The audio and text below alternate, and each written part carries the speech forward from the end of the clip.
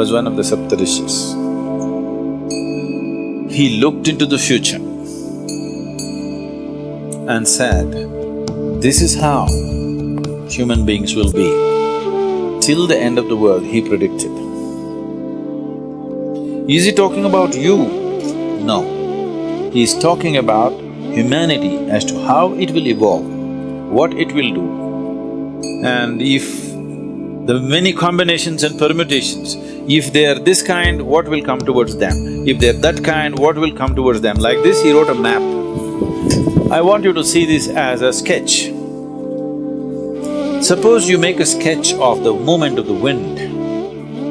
Here low pressure is happening means we know wind is going to go there. High pressure is happening means we know wind is going to go away from that. So he made a map of humanity.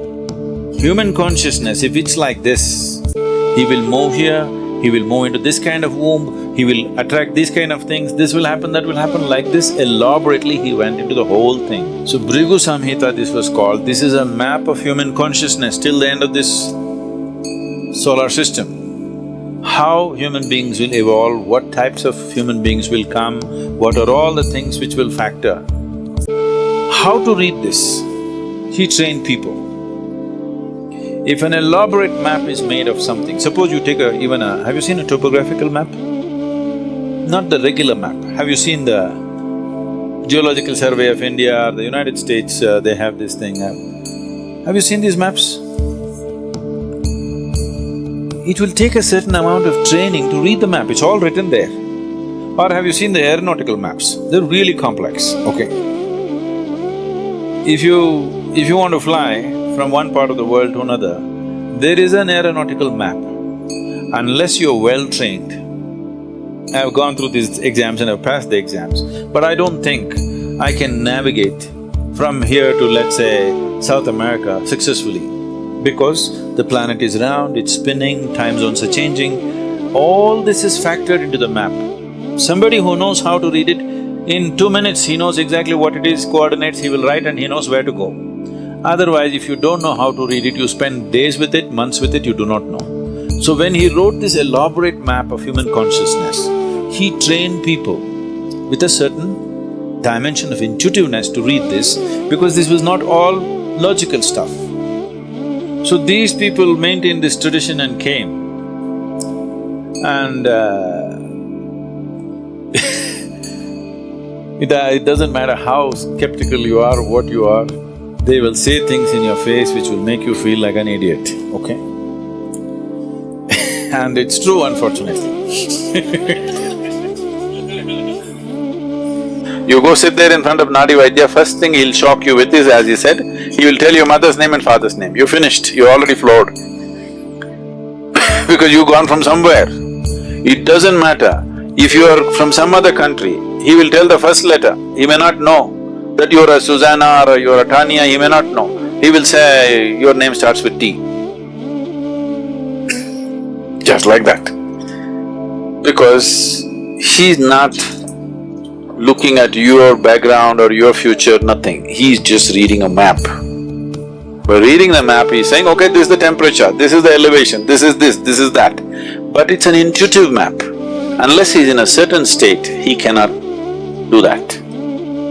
So always it should happen around the temple. Vaidiswaran temple is made for this purpose, and it generally happens around that. Now for commercial interest, they're moved everywhere. It may not be as effective, but there are some who are going on. But if you're on the spiritual path, he will refuse to predict your future, if he's a genuine one, always. So if you go and if he tells your future, that means you're still not on.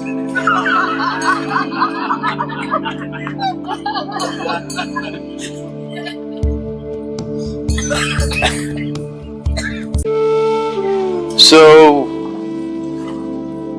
is destiny fixed? Destiny is not something that's fixed by somebody, it is your own karma. So your software is in a certain way, so naturally it'll function that way. Suppose you have a certain type of software on your computer, whatever you do, it'll do the same thing, isn't it? But can I smash the computer and stop it? I can. But still if you turn it on, the same hard drive, Same thing will come on in a new computer. So if you want, I'll tell you, if I tell you you'll live for 80 and you jump off the mountain today, new computer will buy for you sometime later, but same hardware, same software rather. Same thing will happen, nothing new. So they're looking at that aspect of life and trying to interpret it in physical terms, which is an interpretation, where there could be mistakes, always. That interpretation may not always be right. But the reading, the fundamental reading, what is the altitude, what is this, what is that, is correct. How to interpret it is the expertise of an individual person. Not everybody can interpret the same way. So this whole science developed Rigu Samhita, but if you're on the spiritual path, they'll refuse to say because no reading for you.